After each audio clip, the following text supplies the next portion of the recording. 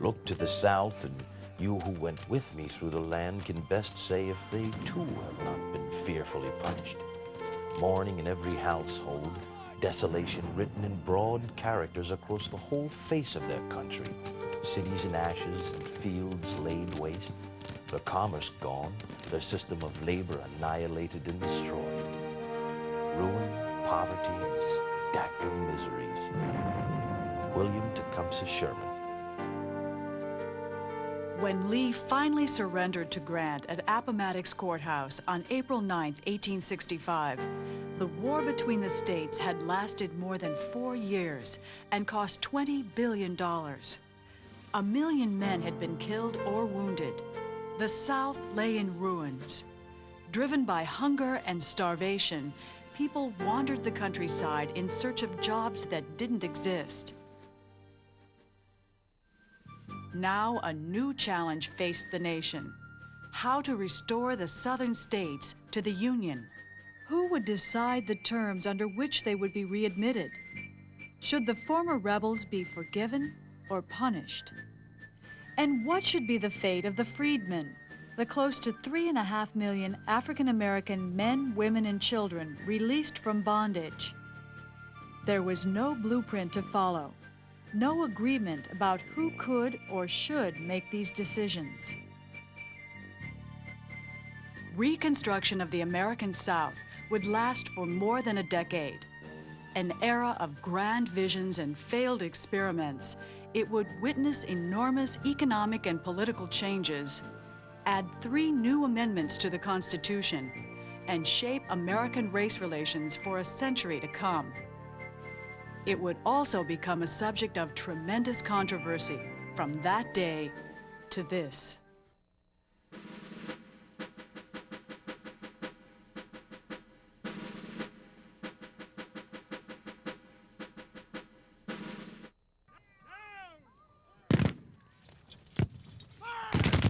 By 1863, much blood had already been spilt in the farmlands and small towns throughout the land.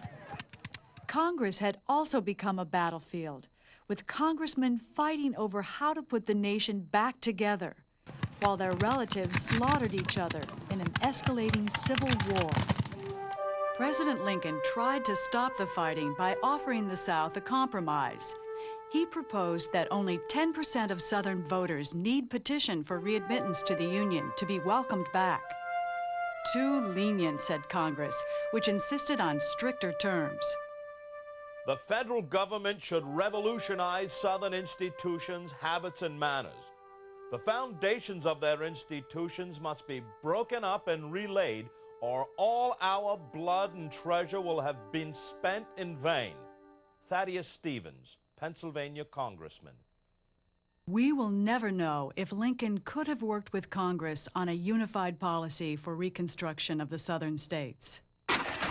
On April 14, 1865, John Wilkes Booth, an unstable actor sympathetic to the Confederate cause, assassinated Lincoln at Ford Theater in Washington, D.C. Millions mourned as a funeral train carried the martyred president's body back to Illinois. With Lincoln's tragic death, the fate of the former Confederate states fell into the hands of new President Andrew Johnson from Tennessee, who had 8 months to bring about readmittance of the Southern states before Congress reconvened. Back in 1861, Andy Johnson had been the only Southern member of Congress to oppose secession. Once a poor tailor, Johnson had hated the old slave aristocracy of the South. But the president was quick to pardon prominent Confederates and return their property. Within a few months, the former Confederate states had ratified the 13th Amendment and met enough of Johnson's terms to rejoin the Union and to send their newly elected representatives to the new 39th Congress. And then all hell broke loose. The South had elected 4 Confederate generals, 58 members of the Confederate Congress, 6 of Jefferson Davis's cabinet officers, and Confederate Vice President Alexander Stephens, all former secessionists, unrepentant and unreconstructed. What's more, the new Southern legislatures had passed laws called Black Codes, which came close to recreating slavery in all but name. Northern Republican legislators were very displeased by what had happened. And that was understandable when you think about it, simply because they had been engaged in a war for 4 years in which hundreds of thousands of lives had been lost, merely to turn around now to see the people who had been responsible return to power.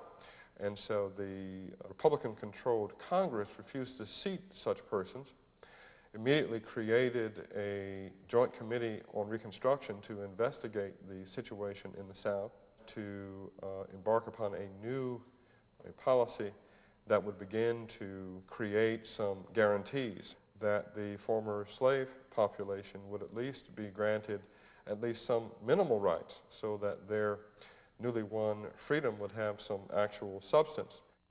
Claiming that this was the work of radicals out to destroy the Union, Johnson vetoed the legislation, and the battle was on. The heart of the Congress's plan was a new 14th Amendment to the Constitution.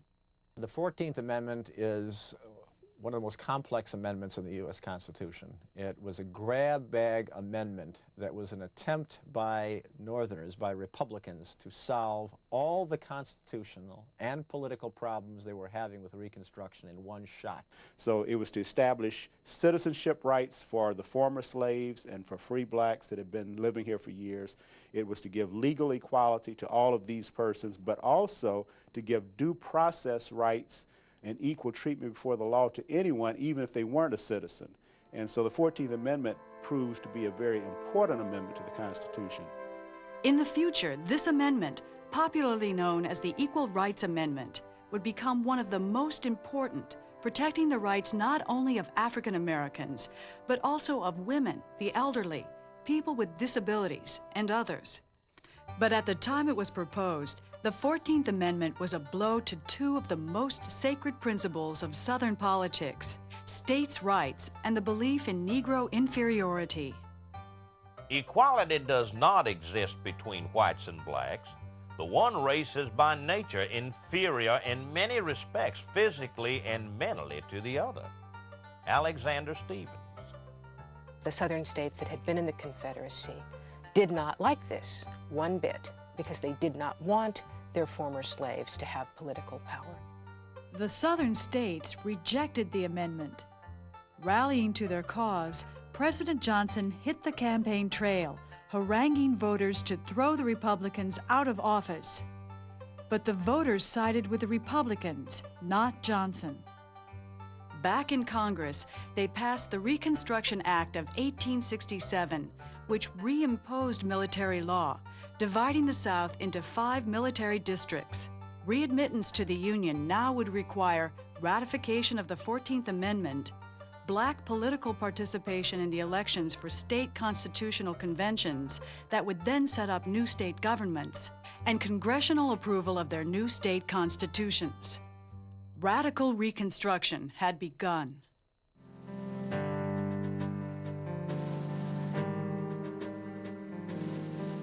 Johnson and Congress were in a street fight, going at each other tooth and nail. When the president dismissed Secretary of War Edwin M. Stanton against Congress's wishes, the House of Representatives, in a move unprecedented in American history, initiated impeachment proceedings against the President of the United States for high crimes and misdemeanors. The Senate trial dragged on for 11 weeks. When it was over, Johnson had escaped conviction by only a single vote. That November, the American people elected war hero Ulysses S. Grant as the 18th President of the United States. Black voters helped put Grant over the top. The Republicans didn't have enough white support in the South to build Republican parties. So they looked to black votes to build Republican parties so that the Democratic Party wouldn't take over. And what they needed to do was to protect black ballots, and the best way to protect black ballots was through a constitutional amendment. To make sure that Southern whites didn't take the vote away from black men, the Republicans wrote a 15th Amendment for the Constitution, which forbade states to deny the right to vote on account of race, color, or previous servitude. It allowed African Americans to participate in American society on an equal basis for the first time. And this was radical to many whites because the thought was, hey, these people are not equal to us. It did something else. It also clearly did not include women. And women were angry with the 15th Amendment. I will cut off this right arm of mine before I will ever work for or demand a ballot for the Negro and not the woman. Susan B. Anthony. Female abolitionists felt the time had come for their rights to be recognized too. Women had been one of the two pillars of the anti-slavery movement from the 1830s on. They had helped in reform movements, they had helped win the war, and the choice was made by Republicans, saying that black suffrage was enough to make many white voters angry. Women's suffrage added on to that would be too much, and both would lose. So we're going to have to choose which one we want. In the short run, they thought it more important that blacks be protected than that women be protected in the ballot. In 1869, Susan B. Anthony and Elizabeth Cady Stanton formed the National Women's Suffrage Association to get a 16th Amendment to the Constitution that would guarantee women the right to vote. But Reconstruction's focus would remain on race, not gender, and the major battlegrounds remained in the South, where more than 90% of all African Americans still lived. When freedom come, folks left home, out in the streets crying, praying, singing, shouting, yelling, and knocking down everything. We knew freedom was on us, but we didn't know what was to come with it. We thought we was going to be rich, richer than the white folks, because we were stronger. But it didn't turn out that way. We soon found out that freedom could make folks proud, but it didn't make them rich. So long as the shadow of the great house falls across you, you ain't gonna feel like no free man, and you aren't gonna feel like no free woman. You must all move. You must move clear away from the old places that you know.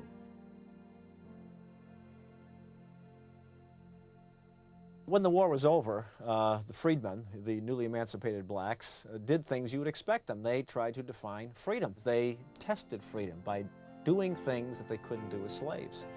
As a slave, if you wanted to move around, you had to ask the master permission, get a written pass and what have you. It could be denied, and often was. You moved around. You simply walked around to see what it was like to be free. But it wasn't aimless walking. It was walking to reunite with family members who might have been sold away during slavery time, or you'd been separated during the war because of all the upheavals with armies tramping about and invasions occurring and you fleeing bondage or some other member of your family fleeing bondage, so you tried to reunite your families. You would go off and try to establish your own churches. One of the first things that blacks did, this is extremely important, is they self-separated from white churches. They weren't driven out. They understood that religion was important and they wanted to define it in their own terms. So many people on the move created problems, especially when they started off with nothing but the clothes on their backs, and when hunger and want was everywhere. What should be done to help them? How much independence should they be permitted? How many of the rights of citizenship should they be granted? The old rules of slavery didn't apply anymore, but the new rules of freedom were not clear either.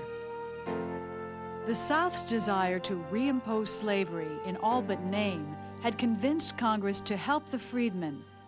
During Reconstruction, the federal government would try what no other former slaveholding nation has ever tried, to protect and assist a people that had for centuries been held in bondage.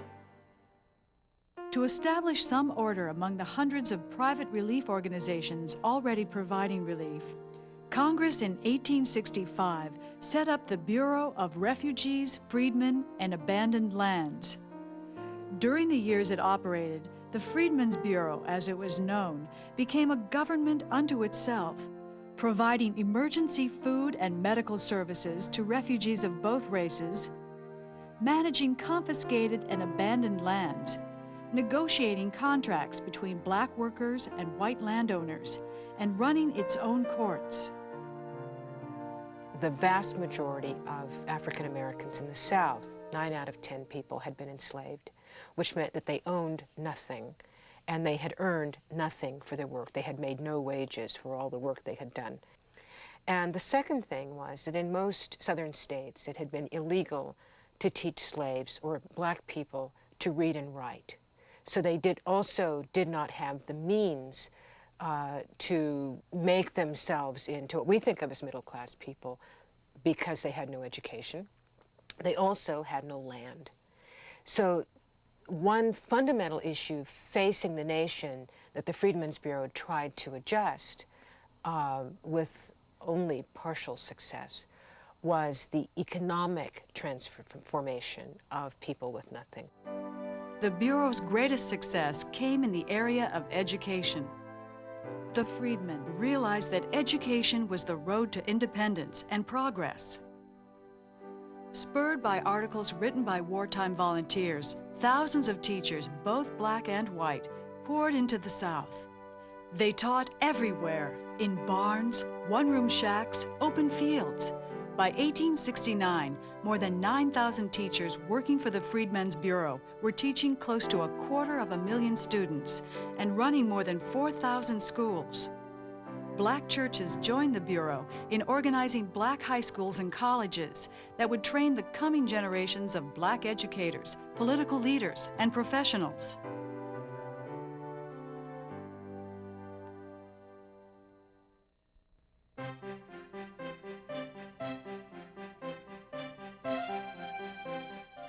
By 1871, all ex-Confederate states had been restored to the Union.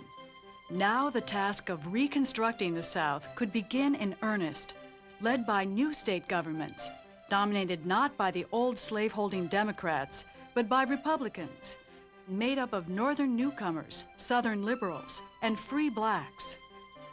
The Republican state governments did remarkably well under very difficult circumstances. They repealed the black codes, permitted all men to vote, eliminated imprisonment for debt, allowed women to own property, established hospitals and asylums for orphans and the insane, created a system of free public education, helped rebuild the South's transportation system and economy, and created the most democratic governments the South had ever known. But white Southerners hated the Republican government from the start. For a period of time, white men and black men tried to work together in political parties.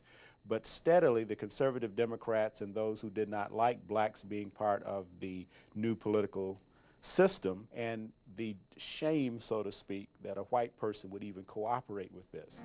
Let not your pride nor yet your pretended friends flatter you into the belief that you ever can or will for any length of time govern the white men of the South. The world has never seen such a spectacle. Your present power must surely and soon pass from you. During Reconstruction and for decades to come, white Southerners would cry that, protected by the U.S. Army, the Republican state governments had done more damage to the South than the Civil War itself. It seemed like forever, and they stole us blind.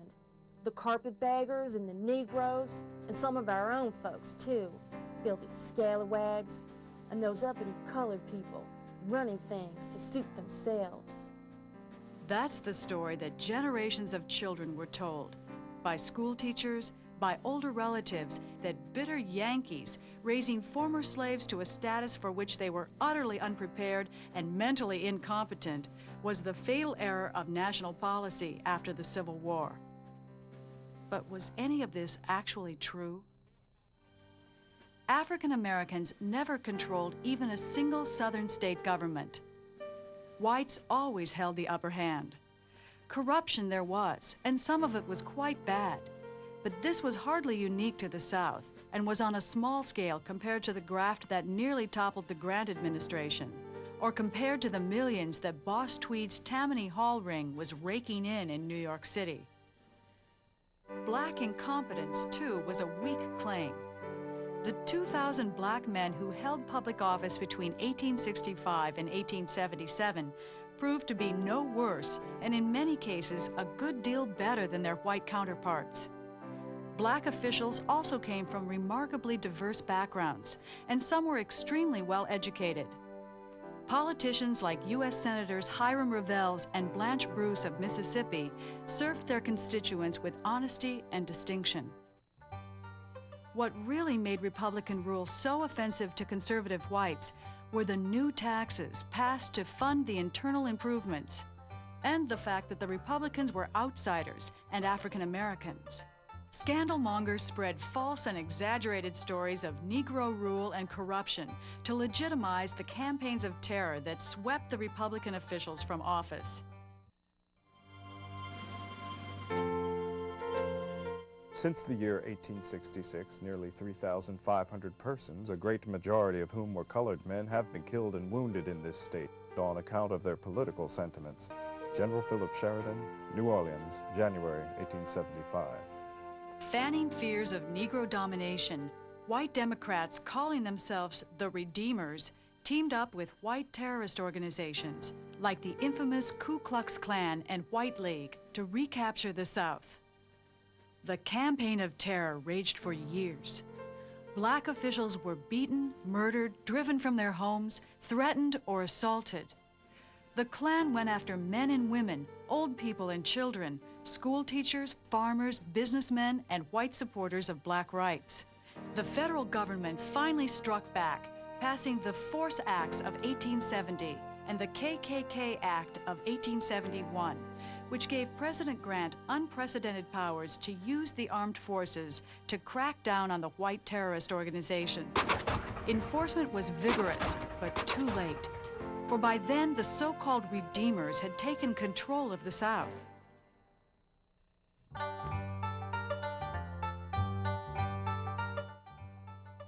By the early 1870s, the nation had grown tired of Reconstruction, and the American people called for its end.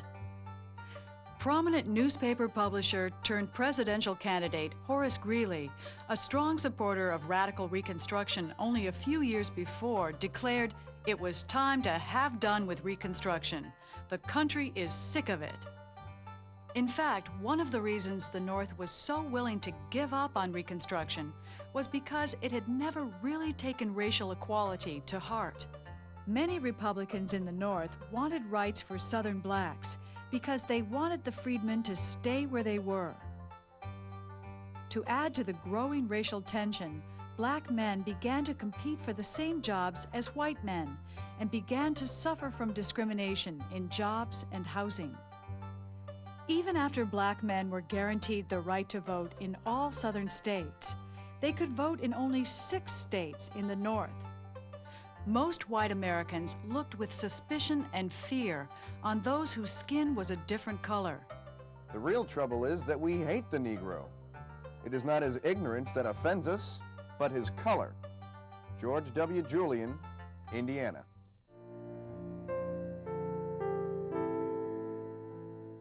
In 1876, the nation was in the midst of the worst depression in American history.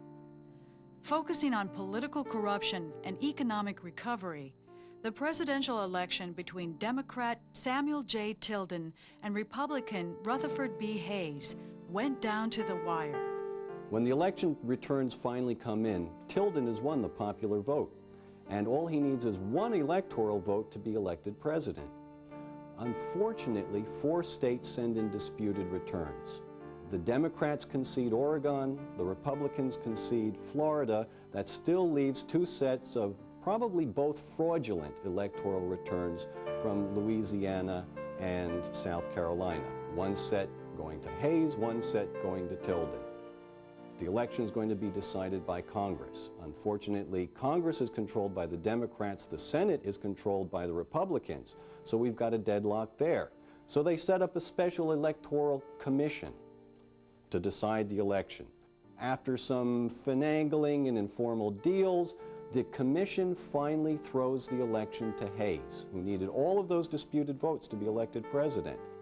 In what becomes known as the Great Compromise of 1877 then, the Democrats concede the White House to Rutherford B. Hayes, and the Republicans agree to withdraw the last remaining federal troops from the South.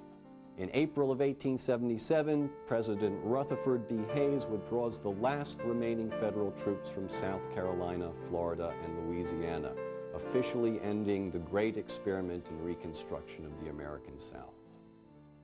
Though the troops were gone, an elaborate series of federal laws and constitutional amendments still protected the rights of African Americans. But in the coming decades, those rights and protections would be steadily eroded. Slavery may have ended, but in its place emerged what some historians have called a racial caste system. That is, a system of racial segregation and subordination, in which your place in society was fixed at birth by your race.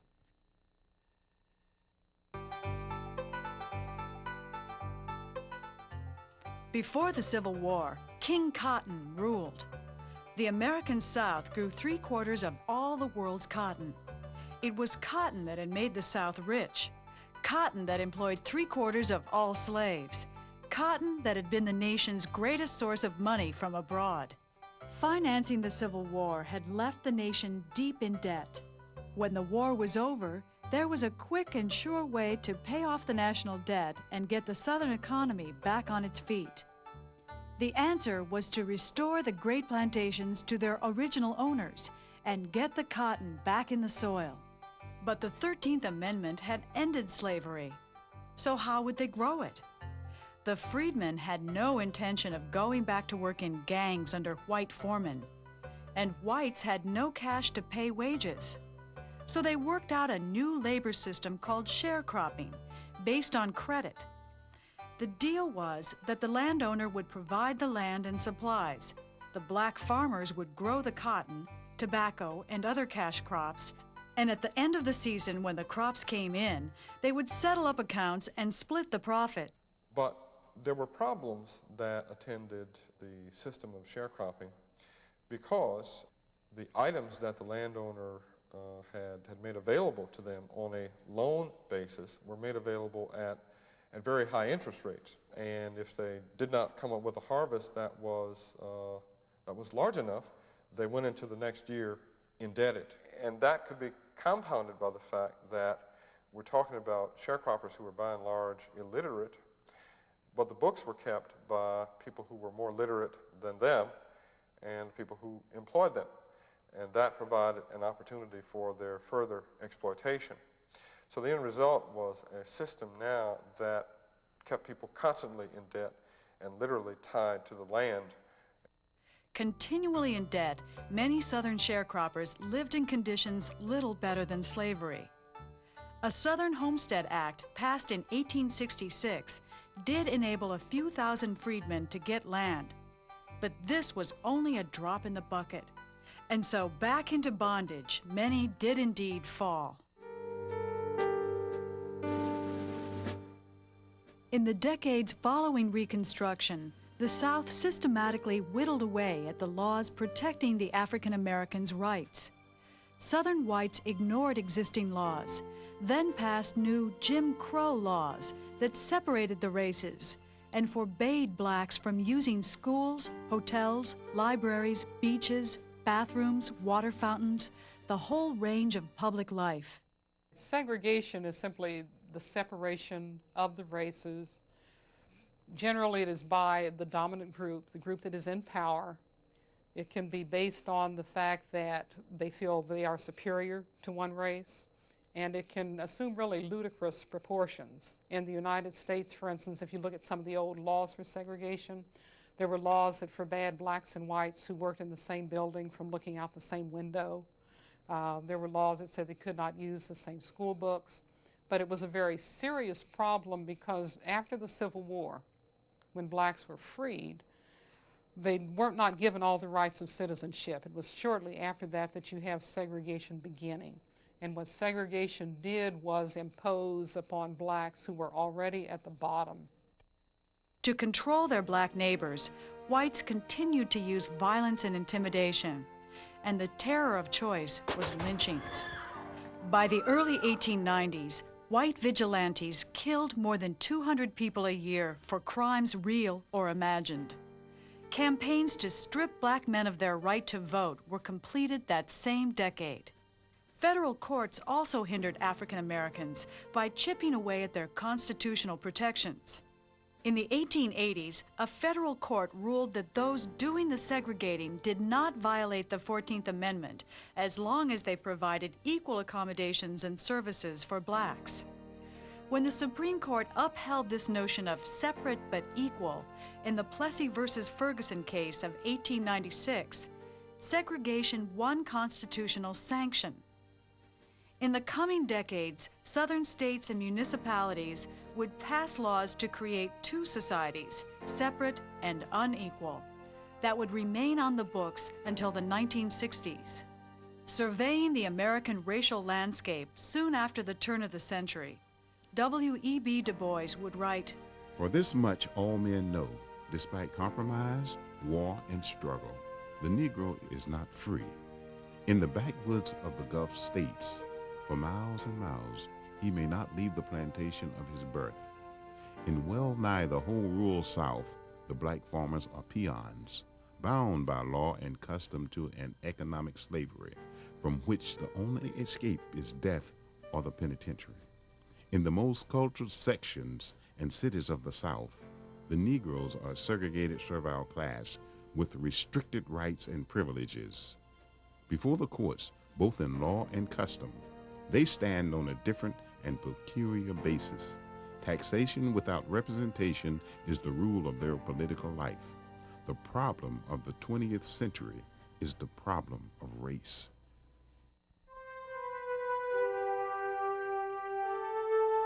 Reconstruction was perhaps the most democratic, most revolutionary period in American history, in that one of the things that Reconstruction did was give all men the right to vote. The second thing was that we got public education throughout the South as a result of Reconstruction. Then, of course, the third thing that occurs in the South during Reconstruction is that you get a new level of civil rights. So Reconstruction, in my view, was one of the most democratic periods in American history. And it's just unfortunate that it only lasted from 1866 to 1877. So it was a failed opportunity if you could have had the political will in 1865 and 1866 to demand more of white Southerners, that they accept their defeat, and part of the acceptance of that defeat would be a willingness to grant to their citizens among them, black citizens, an opportunity to get ahead economically and political rights so they can protect economic opportunity. That didn't happen. One of the things that did happen that is extremely important later on were the Reconstruction Amendments, the 13th, 14th, and the 15th Amendments, that in effect provided the constitutional groundwork for claims for full citizenship that would be made in the 20th century and most vigorously after World War II in the modern civil rights movement. Swept up in a period of unprecedented expansion and economic growth, Americans following Reconstruction dismissed the fate of African Americans as a Southern problem, best handled by the people who lived there. Attention now turned to America's bright future, which lay in the mines and fields of the American West, in the teeming immigrant neighborhoods and factories of the nation's booming industrial cities.